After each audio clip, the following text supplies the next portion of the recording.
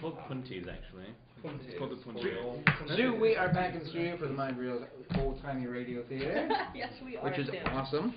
We are going to be starting the whole idea of sponsoring and dedicating episodes and stuff. But this week, before we even got into any of that, we're going to have this episode brought to by a family, a friend of mine, Brett Michelson, whose son is currently suffering from Lyme disease. So they have a GoFundMe campaign. So if you do GoFundMe, look up Ryan, R-I-A-N, Ryan's 18th birthday.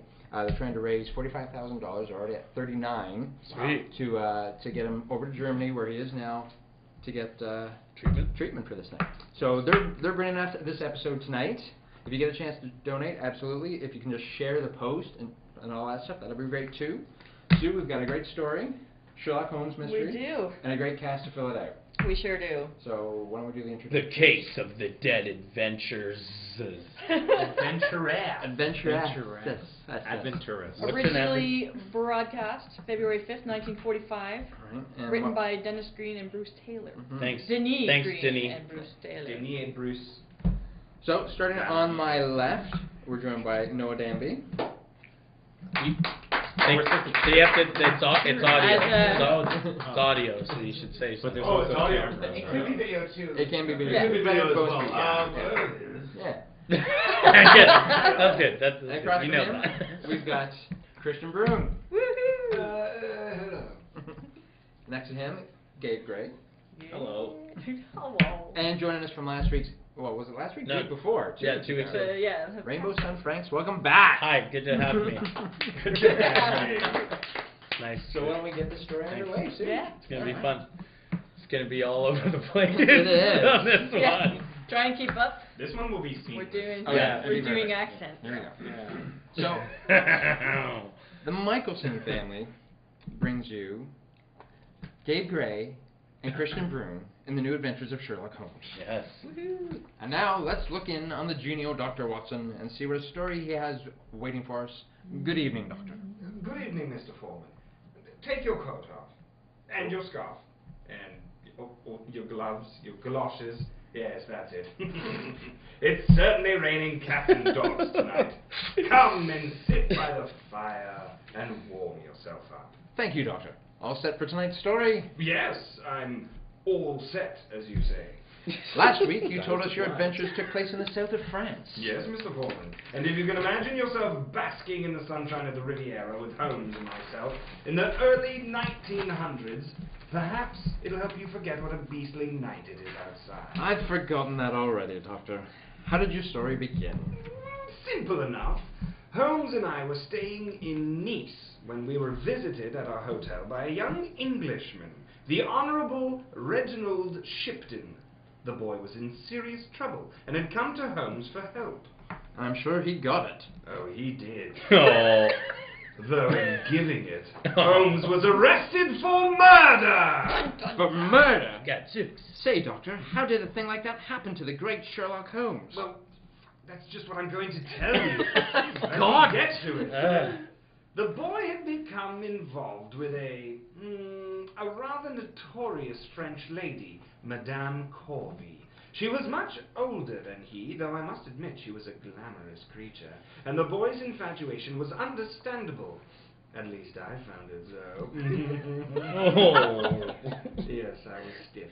Unfortunately, he had given the lady an exquisite diamond and sapphire necklace that was a family heirloom, although he overlooked the fact that he had not yet inherited it. Then, of course, he had no right to make the gift. Of course he hadn't, Foreman! Christ!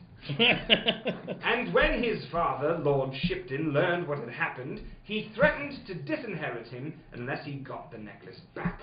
And so, the boy came to Holmes with his problem. They spelled Holmes wrong there. Yes, it's just like, It's just a like a house, a home. Holmes. At first, the great man tried the ordinary methods of handling the case. He approached Madame Corby directly and was told to mind his own business. He tried persuasion, he tried deception, he even went to the police, but to no avail. Finally, one night, Holmes disappeared. I was frantic, because I knew he was in danger, and so I got in touch with the police. Within half an hour, Inspector Sherrill telephoned me to come over to Madame Corby's villa, and at once, and that Holmes was in serious trouble. And of course you rushed over there. Yes! Of course I grabbed her with it. Of course he grabbed her with it. Yes! The parent was carrying me. My fears increased as I drew up to the villa and saw a cordon of police guarding the building. But as I got inside, I saw my old friend.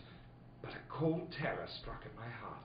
There he was in the library, Madame Corvey, lying at his feet with her throat slashed. In Holmes' hands was a blood-stained dagger, and you can imagine what Monsieur Charel, the chief of police, said as I came in. Mr. Watson, your famous friend has made his last mistake. Great heavens, what's going on? Holmes, tell me. Madame Corvey has been murdered. Watson, and unfortunately our friend Monsieur Charel seems to be under the impression that I killed her. But that's utterly ridiculous. If that, then how do you account for the fact when he came here, which is now Mr. Holmes, was standing here alone with a corpse? I like well, things like that. Holmes, why don't you explain what happened? Please, I'm exasperated. Well, I've already done so, but God, all right. But Mr. Charel doesn't seem to... Mr. Charel is a very girly name. Doesn't seem to believe me. However, for your benefit, I came back here to try and have another talk with Madame Corvey. I found that the front door open, so I walked in to discover the safe looted and its owner stabbed to death. Whatever. Gross. You know, more than a day's work. Well, I picked up the dagger from the floor to examine it. You know, Bit that's stupid. we don't have fingerprints yet, right?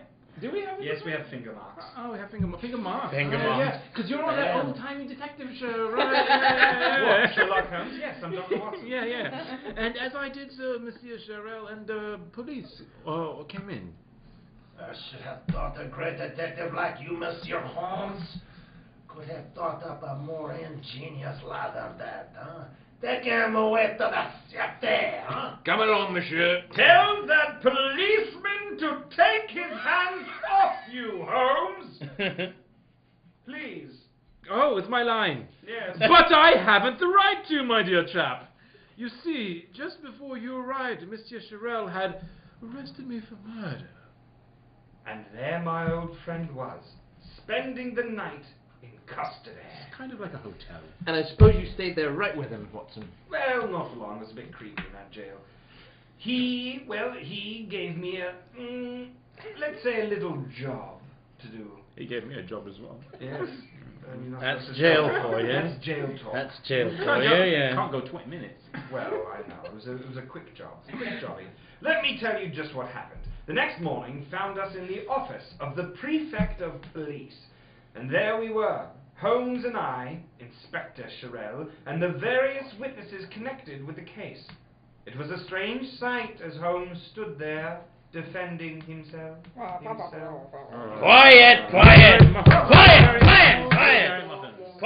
Monsieur Sherlock Holmes is an eminent visitor to our country. That is why preliminary investigation is being held in private.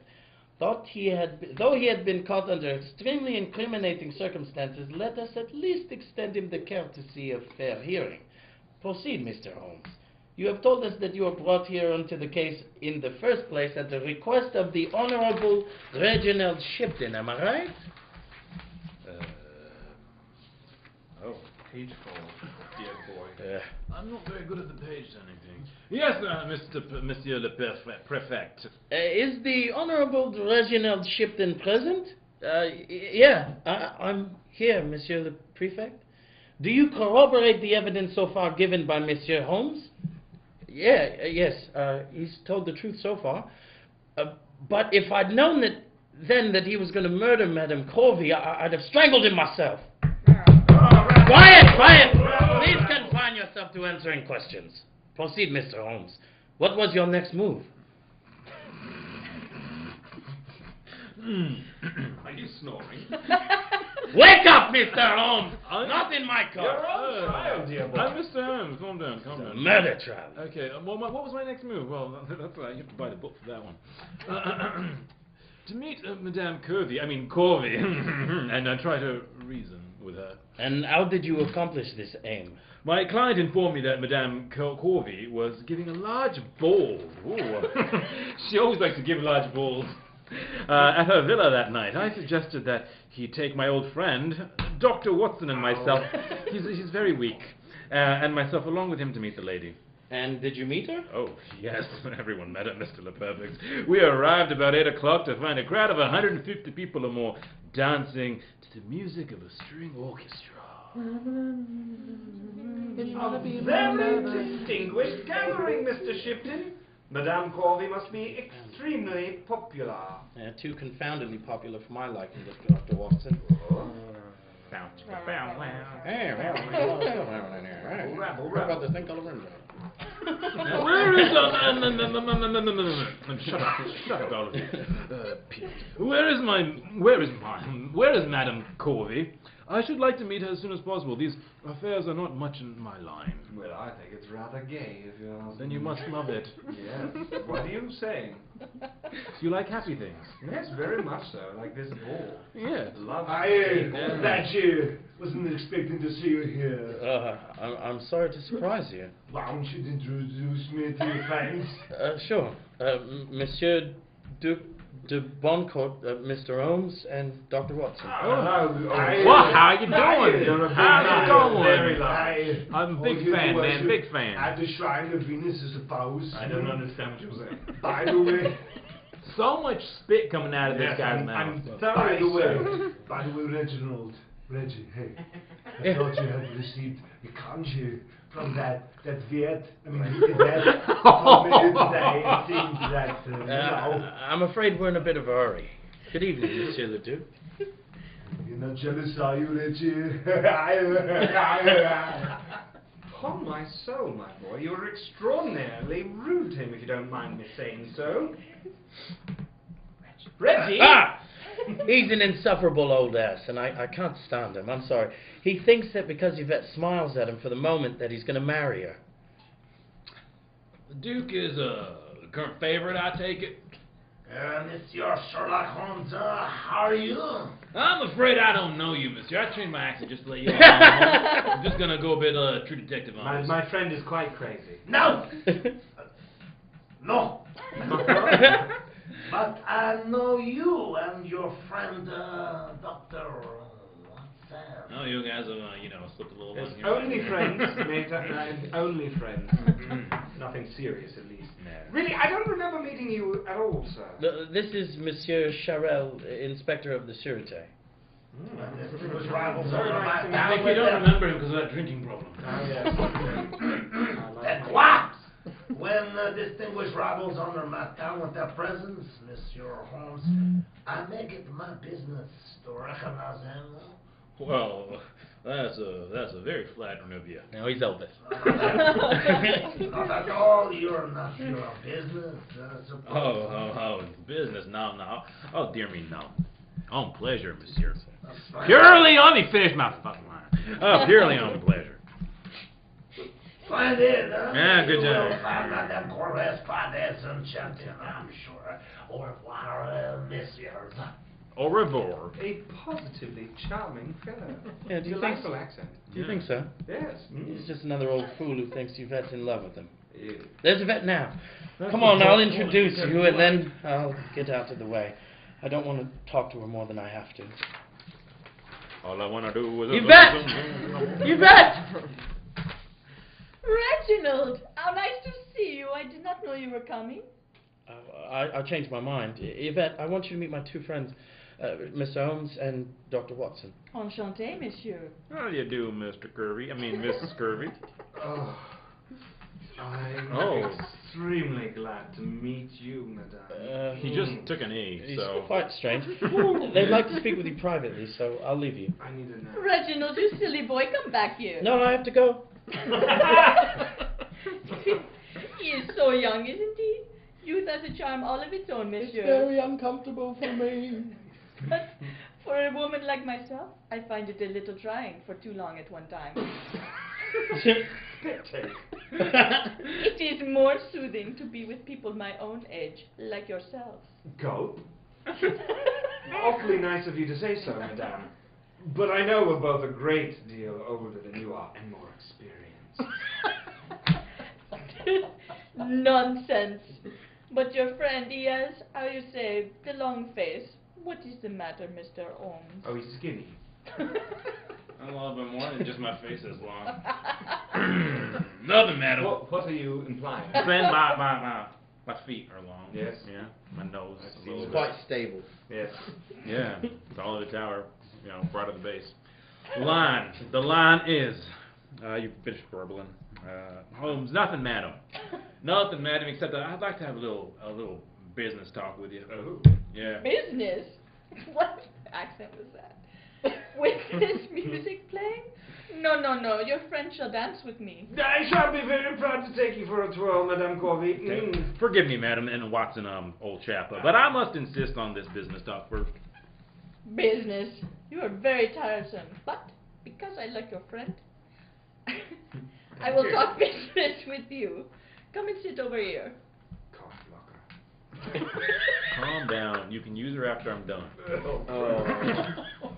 Now that diamond and sapphire necklace you're wearing, madam, I presume it's the one Lord Shipton's son gave to you? Yes. What of it? Do you mind if I examine it?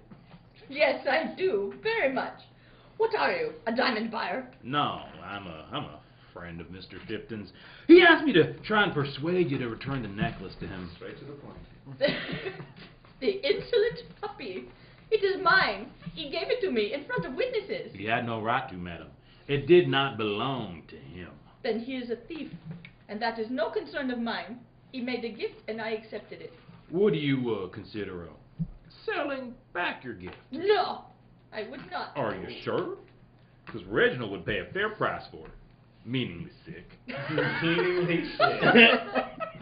And it may have depreciated in value since you received it, you know. Go away! Go away before I have you thrown out! I'm awfully sorry, madame. My friend She really... smells like fish. Come on. Go away! He lives by the sea. Both of you! You bore me! Oh, great. Now I bore her. Upon my soul. Never seen a woman change her tune so quickly. Oh, but what a fascinating creature, though. If there's one thing I like in a woman, it's spirit. Rubbish! Madame Corby's an adventuress. An adventuress. I don't even know what that means, but why would you say that? She likes going on adventures with her pants. Women can wear pants. Yes, but she likes going on adventures with them. Oh, because we kept the line. Oh, right. Yes. Because although she wouldn't let me examine her necklace. Hello. I was able to detect that the diamonds have been replaced by imitations. Good land! You mean that she sold the originals? Who says good land with exclamations? Holmes or Watson does. Good land! 1940. Good land, I declare. Excellent.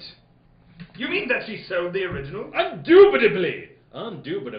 Sold them or she kept them. Mr. Holmes! Oh. Mr. Holmes! Yes, my boy. I was just looking for you. What's wrong? I'd like to leave here at once. I've just heard that Yvette's going to announce her engagement to the Duc de Boncourt tonight, and I don't want to stay to hear it. I quite understand. Though if I were you, I would be... Oh, I'm British again. I would be relieved rather than upset by the announcement. What did she say to you when you asked her about the necklace, Mr. Very, Holmes? very, very little. But I have a feeling that you...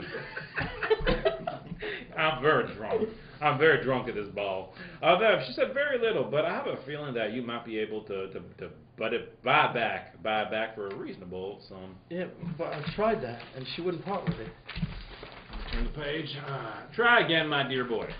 I think my little conversation with her tonight, you might gather to change your opinion. I know. Rabble. Quiet!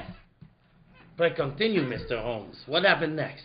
Early the next morning, Shipton came round to see me with information that he had recovered the necklace for a very reasonable sum. And did you tell him that the diamonds had been replaced? No, monsieur, I did not. Well, why not? I felt that before I told him anything about Madame Kirby with any degree of authority, I was only fair to reinforce my beliefs with facts. So what did you do? Well, the obvious thing, you idiot. After all, I have no official stand in your country, and I know Madame Kirby was a criminal. Or perhaps I should say, adventurous. And so I decided to pay a visit to Mr. Cherrill over there, the head inspector of your local police, after my client left, Dr. Watson, this guy over here, and I went around to Master Cherrill's office. He seemed very pleased to see us. Monsieur Sherlock Holmes and his friend. Hi. He hit a rock last night. Come in. I am very flattered that you came to see me. Hello. It is a business How's it going? yours, or am I supposed that you come here to make my croissants down there? Well, what do you like, Mr. Cherrill? Please tell me what I can do for you. Well, Mr. Cherrill, I'm not telling you the truth. I was not telling you the truth at Madame Corby's party last night when I said I was there purely on pleasure. I was well aware of that, monsieur. But how could you? Dr. Watson, very little goes on, Mr. Fonzie Bear in the That, UK. that I'm not aware of. You are very smooth.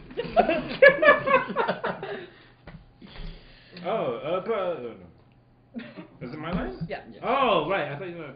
Perhaps you know why I was at the party. I'm British again. But of course. And did you know that this morning, Madame Kirby parted? Just give it up on that name. Now, Southern, what the hell? Parted with the necklace in consideration of a cash payment. No, I did not know, but it is your own affair. Is your client satisfied with his bargain? Perfectly, except for the STD he got. But anyways, as you see, he doesn't know that the diamonds have been removed and replaced with, like things, plastic, imitations. I noticed that when I was talking to Madame Corby last night. Had you ever seen the necklace before? No. How do you know? How do you know? Finish your Get goddamn. together, dear boy. What is wrong with you? This guy's the head of the police down here? How do you know? Are you crapping your pants, dear boy? You look like you're squeezing very hard. How do you know? Are you making diamonds betwixt your cheeks right now, sir? The necklace ever was valuable. Have you said your client is satisfied? What do you wish me to do? Here you are out there, buddy. I should like you over there to investigate Madame Kirby. Monsieur Holmes, Eva Corby is a brilliant and distinguished woman. Duels have been fought over her. Kings have paid homage to her, and now because of some stupid English boy has had trouble over a paltry necklace, you expect me to investigate her? In France, Monsieur Holmes, we police do not work without the evidence. I think it would be good for you to remember that fact. Good day, monsieurs. You were supposed Rabble. Blueberry muffins.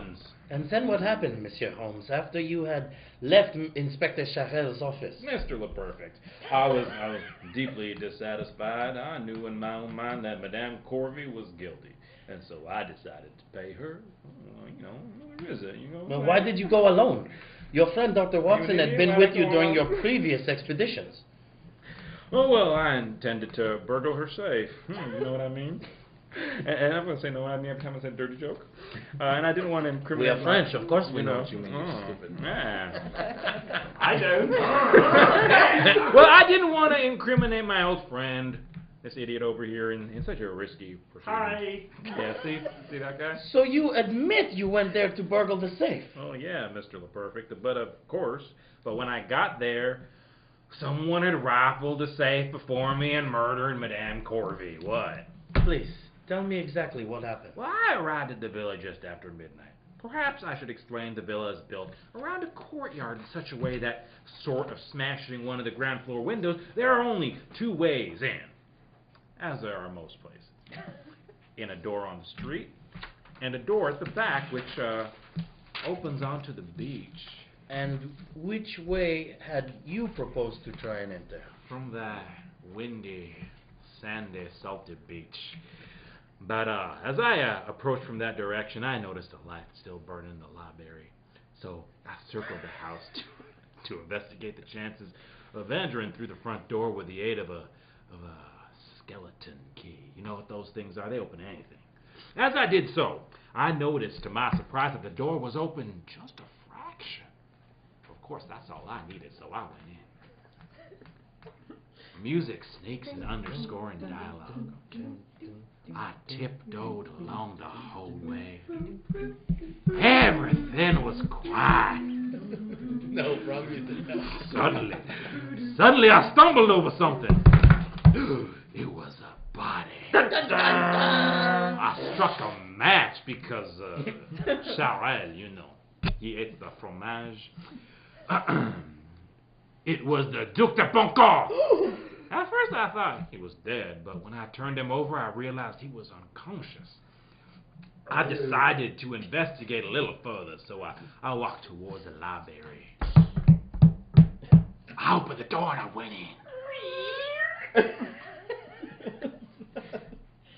Dun, dun. The lights were on, and I saw Madame Corvey lying on the rug in the front of the fire, with her throat slashed. In the front of the fire? In the actual fire? In the front of the fire. Let me read my Was she on fire? I like barbecue, what can I say? The lights were on, and I saw Madame Corvey lying on the rug in front of the fire, all waiting for me, sexy and shit, but with her throat slashed. That's not very sexy. Well, that was a big surprise. And a dagger lying beside her. That's kind of sexy. The wall safe near the bookcase was open and empty. Oh, like a metaphor. I stooped down and touched Madame Corvey, because you know. Her body was still warm, so you know. I don't know. Well, yeah, you do. None of us know. No. Then I picked up the dagger by its blade and started to examine it. As I did so, I heard a rattling at the French windows, because we're in France, leading to the courtyard. Of course it was Inspector Charel. Sherlock Holmes, I've got you red-handed. Please, don't wave that revolver at me, Monsieur Charel. Madame Corvey, is she... Yeah, she's dead. She murdered. You did it? No, don't be ridiculous. Then how is it that I find you along with a murdered woman with a weapon in your hand?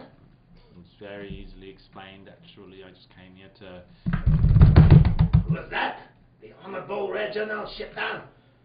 How did you get in here, huh? The door was open. Yvette? Yvette! I'm afraid she's been murdered, my boy. Why are you so nonchalant? What's wrong with you? I'm a detective. I see Murdered? it all the time. By whom?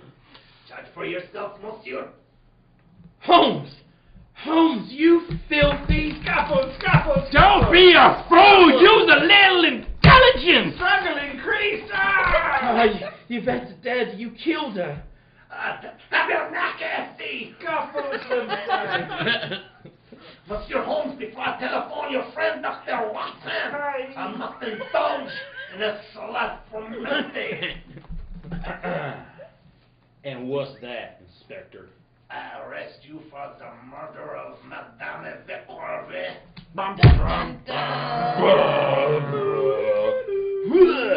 Tonight's show is brought to you by schizophrenia. It's a problem that affects 12% of the population, including Dr. Sherlock Holmes. You'll notice that he flips... Oh, only Watson's a doctor. Another thing, but one of his characters is a doctor. Another note to schizophrenia. Please give local charities as much money as you can. To the South, to the North, to the French, and to the English. He represents all of them tonight. Thank you very much. And now, back to tonight's new Sherlock Holmes adventure. The great detective and his old friend, Dr. Watson, And Fonzie Bear. are in the south of France, where they have become involved in a strange case connected with famous adventuress Yvette Corvey. Holmes, having failed in his preliminary investigation, has decided to pay a call on the lady alone and after midnight. But in doing so, has landed himself in serious trouble for he has found Madame Corvée murdered and himself arrested for the crime. As we rejoin our story, the prefect of police is conducting an official trial. Why did we bother to read the first part if you're just going to sum it all up? What a waste of time. He said this thing was called the internet. You burp. Monsieur Holmes, we have heard your evidence as to how you entered the villa and found the body of Madame Corvée. You realize, of course, that your story is entirely uncorroborated. What does that word mean? Uncorroborated? Correct? Well, Unfounded. unfounded. Yes. So they haven't found my evidence. No. My story. Okay. Well, I do, Mr. Perfect. I do. You stated that you found Monsieur le Duc de Bancourt lying in the hallway, unconscious as you entered the house. That's right, Mr. Perfect. Is the Duc de Bancourt present? Monsieur le Préfet. Oh, Duke. What is your own story regarding last night's tragedy? Hey, Oh, no. I had taken a bit to the ballet. We came back about 11:30 and the servants were in bed. But they had left a snack for us, some cold fowl, a bottle of champagne. Just Perfect before, snack. Yeah. Cold fowl. Yeah. Just before midnight, we decided to have a little more champagne. So we started off to the cellar, and as I came into the hallway, I suddenly received a violent blow on the head. And I don't remember any more until the police revived me by giving me mouth to mouth. Are you sure it wasn't a blow to your head? Oh, I see. Thank you, Monsieur le Duc. Is the Honorable Reginald Shipton here? Yes, Monsieur le Prefect. What were you doing at Madame Corvée's villa last night, Monsieur? It already been testified that you had received your necklace back. I came over to try and persuade her to change her mind, to throw over the Duc de Bancourt and marry me. But when I came to the house, the door was open. I walked in and found poor Yvette murdered. I see. Thank you, Monsieur. Inspector Charel, I cannot help but feel you have produced a very inconclusive case against Monsieur Sherlock Holmes. It seems to me that both the Duc de Bancourt and the Honorable Reginald Shipton had equal opportunities. The greater motive to murder Madame Corvée than he did. Duke.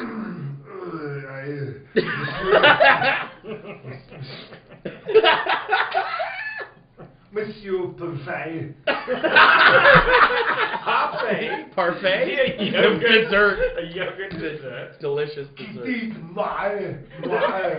Dites-moi. But that's ridiculous. I loved Yvette. I'd never have... Quiet! Come on, you know. I did not say that the gentleman did it. I'm saying that you both had the opportunity. Mr. the Perfect. As I am under arrest, may I have the privilege of proving myself innocent? Mais c'est un mot, monsieur. If you can. Oh, that's a Challenge, non français! Well, I think the identity of the murderer will be obvious when we find the jewels stolen from Madame Corvée's safe. Now, the three people present at or about the time of the lady's murder were searched. Myself, the Duck, and Mr. Shipton here. Am I right, Inspector Cheryl? Oui, monsieur, and the jewels were not found. What does that prove? On one other person that had a motive for killing Madame Corvée was not searched. Yourself, Inspector. Bonjour. What? This is outrageous. Are you accusing moi? No. What? Oh, sorry. Sorry, guys. Monsieur Holmes, do you realize the significance of what you are implying? I do, Mr. Perfect. I do indeed. Well then, very well. Proceed. Mr. Cheryl, you stated that the beach gate was bolted. How did you find that out? Let's see. By trying it, Yeah, you always try. From the inside or the outside? Of course, from outside, of course. I don't believe you. I don't believe you. I think that when Dr. Watson telephoned... Dr. Watson here. That's me. Yeah, he's having a great time. Don't know why I hired him. I think that when Dr. Watson telephoned... Oh, yeah, telephones back then. I think that when Dr. Watson telephoned your office, you suspected where I might be going. You hurried ahead of the gendarmes and reached the villa several minutes before I did. You found the beach gate was open. You saw Madame Curvy putting her jewels away. Oh, those warm jewels. Anyways, as Mr. Leduc de Boncourt started to leave the room to go to the cellar, you slipped through the windows. Signaled to Madame Curvy, who was your confederate, to be silent. Followed the duck into the hall and struck him from behind. The duck. Quack, quack. Quack, quack, Sherelle. Then you went back into the library, killed Madame Corby and pocketed the jewels. You started to leave the front way and saw me approaching. You getting hot here, Watson? You getting hot? You saw me approaching, seeing a chance to implicate me. You left the door ajar and ran out the beachway, bolting the door behind you, and waited for your reinforcements. You have convicted yourself. If you came to the villa after I was there, how could you have known what my movements were, huh? I admit that this part of my case is only a supposition. But Monsieur Holmes, that is no evidence. But of course it is not. Now I'll come to my facts. Dr. Watson. Hi. I wonder if you'd mind stepping forward. Not at all. I'm very glad to. He's back to normal, ladies and gentlemen. In fact... No, he's funny. I think he needs his helmet for this one. In fact, I've been wondering, and you asked me to before, Holmes. Well, will you please tell Mr. LePerfect exactly what you did last night after I was brought here? Avec plaisir. Monsieur le Prefect, my old friend Mr. Holmes told me to shadow Inspector Sherelle as soon as he left the surety last night, and that's what I did. He walked down to the waterfront and entered a small cafe. I watched through the window like a creeper and saw him give a package to a rough-looking sailor, and a few minutes later he left. Holmes had told me what to expect. So I followed the sailor, and he went down to the wharf. I was behind him with a revolver. At the wharf? It's a French revolver. At the wharf, with my revolver in my pocket. As he started to get into a fishing boat, I captured him. And also these. Oh my! Because this is a radio show. Shiny. I'll have to do some exposition here. So you'll find, Mr. LePerfect, that those are indeed the missing jewels. Yes. That is a lie. He is lying to save his friend. Oh, no, I'm not. I am a doctor. We do not lie. The fisherman is waiting outside the room now. Have him brought in.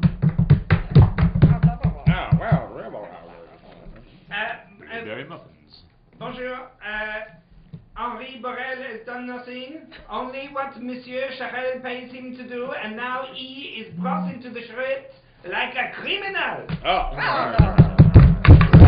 Henri Borel, are those the jewels, the ones that were given to you by Monsieur Charel last night? Oui, Monsieur le Préfet, but you must not blame me. I only do what I am told to do, to sail with them to Corsica and give them to Monsieur Charel's brother, just as I have done 100 times before.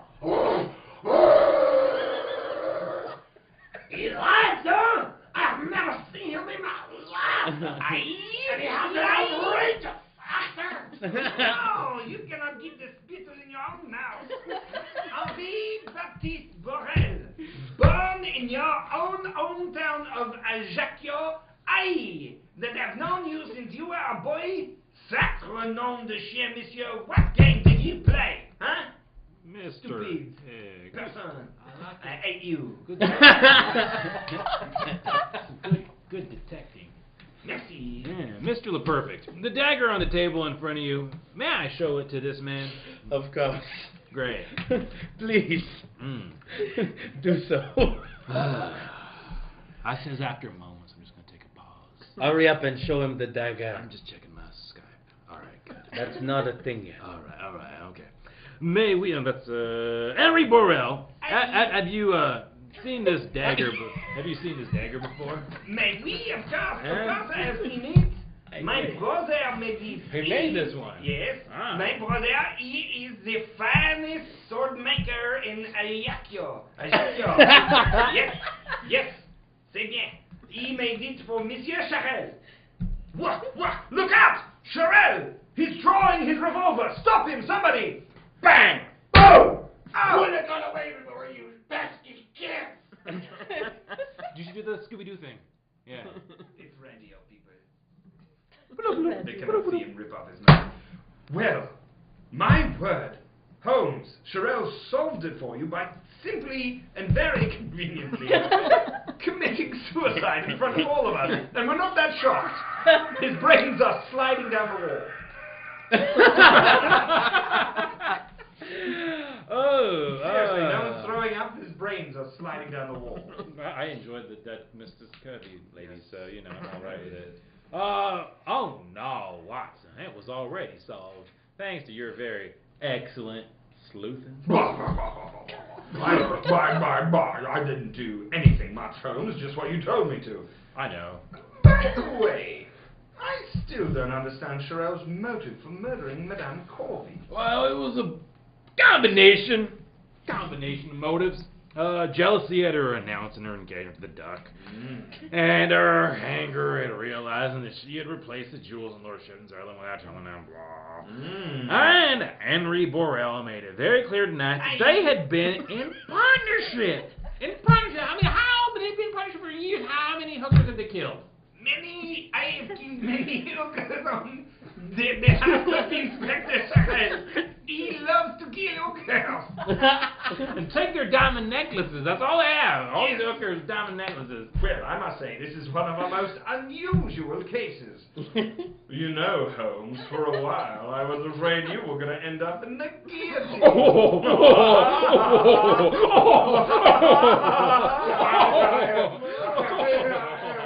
Shut up, Doc. You're not in here. You're dead.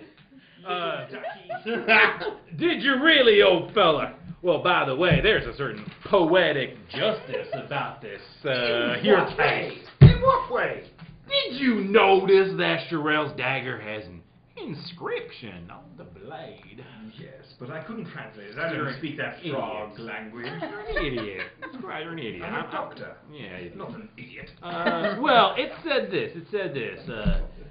Che, Lamia, Farida, Sia, Mutale. I love that. It's like my favorite food. Yeah, that sounds like a delicious dish.